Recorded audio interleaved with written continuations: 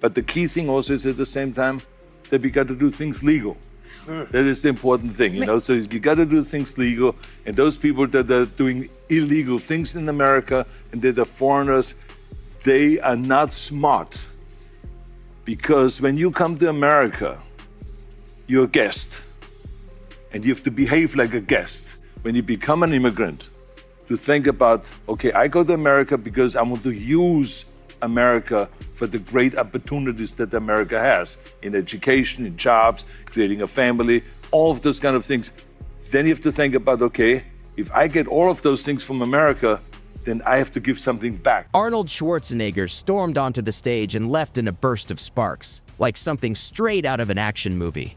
The former California governor didn't hold back, dropping blunt truths with full Terminator energy.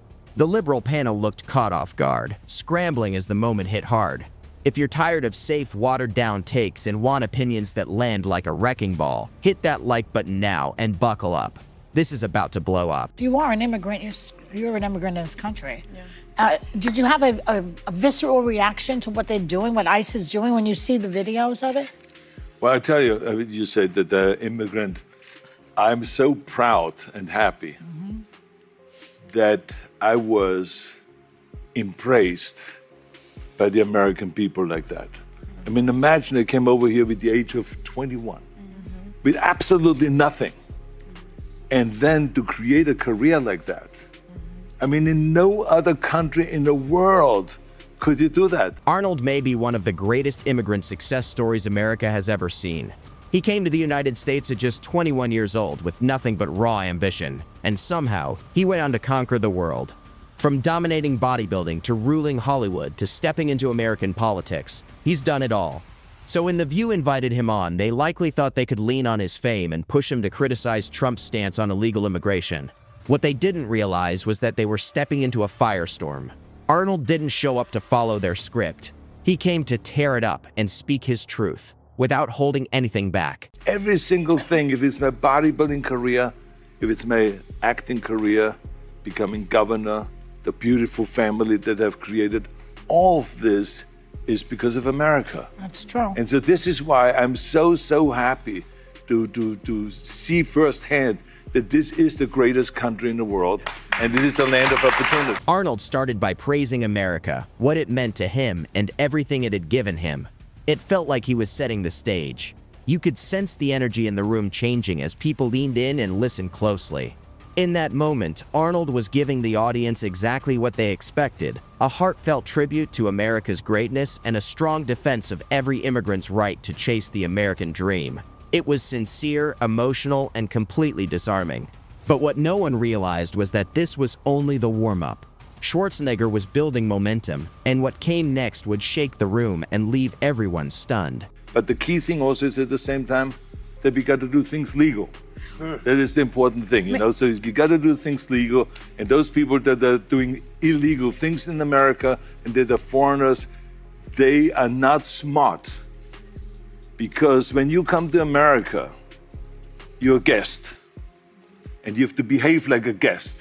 Like when I go to someone's house and I'm a guest, then I will do everything I can, keep things clean. At the very end of the clip you just saw, you can catch Sunny Hostin trying to jump in and shut Arnold Schwarzenegger down. The discomfort on her face was hard to miss. It was obvious she didn't like where the conversation was headed. Just when it seemed like Arnold might back their narrative, he flipped the entire moment on its head. Calm and composed, he reminded the panel and everyone watching that there is a legal path to immigration, and that's the path every immigrant is expected to follow. No exceptions. Whether the hosts agreed or not, that was the hard truth. You could almost feel the room get heavier as the applause faded and his words sank in. Arnold wasn't there to play along with party lines. He showed up to speak his truth. And to make my bed and to do everything that is the right thing to do rather than committing a crime or being abusive or something like that. So that doesn't really work in this country. So I think the important thing is when you become an immigrant, to think about, okay, I go to America because I want to use America for the great opportunities that America has in education, in jobs, creating a family, all of those kind of things. Then you have to think about, okay, if I get all of those things from America, then I have to give something back. Arnold then delivered another blunt message, and it sent Sunny Hostin and Joy Behar scrambling.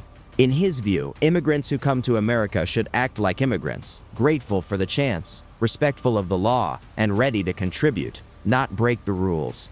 He didn't soften his words or try to make them sound nicer. And honestly, it was a message that's been missing from the conversation for a long time. And the numbers back him up. A 2023 report from the Department of Homeland Security showed that in Texas alone, more than 56,000 non-citizen immigrants were arrested for serious crimes, including homicide, assault, and drug trafficking. Over just a few years, illegal immigrants were charged with more than 250,000 criminal offenses in that one state. That's not the story The View wanted to spotlight. But Arnold wasn't there to go along with their narrative. He made one thing unmistakably clear. Immigration is a privilege, not a free pass to ignore the law. If you come to America, you follow America's rules. Anything less, he said, is an insult to the incredible opportunity this country provides. You have a responsibility as an immigrant to give back to America and to pay back to America and to go and do something for your community for no money whatsoever. Give something back to after-school programs, Special Olympics, or whatever it is. Make this country a better place. The former California governor landed another strong point, and it clearly rattled the panel on The View. Calm but firm, Schwarzenegger made his position clear.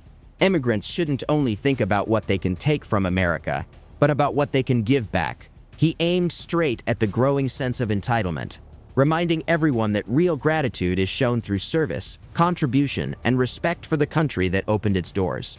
How many immigrants can honestly say they've paid that back after receiving America's freedom, opportunity, and safety? That was Arnold's challenge, and it landed hard. He wasn't attacking immigrants, he is one. But he pushed the uncomfortable question. Are we raising contributors or creating complainers? Schwarzenegger's words weren't just criticism. They were a bold wake-up call, a mirror held up to the country. And just like that, Sunny Hostin grew visibly tense as Arnold took the conversation somewhere she wasn't prepared for, and she fired back. Keep things clean and to make my bed and to do everything that is the right thing to do rather than committing a crime or being abusive or something like that. Don't forget, there's 90% of the people who come here are trying to do the right thing. They're less likely to commit crimes. And a lot of what's happening right now is people are getting snatched who shouldn't be snatched out of the country, people who have visas, people who have all those things. So we want all the right people. We don't want people who are doing bad stuff. But they are less likely, immigrants are much less likely to commit crimes in this country than actually American-born citizens. And the other thing I just wanted to say is that Governor Newsom did not ask for the National Guard to come to, the federal government to come to California.